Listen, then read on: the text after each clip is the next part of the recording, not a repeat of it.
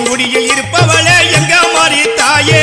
ஏழம் மக்களை காத்திடவே ஓடிவா தேவி நீ ஏழம் மக்களை காத்திடவே ஓடிவா தேவி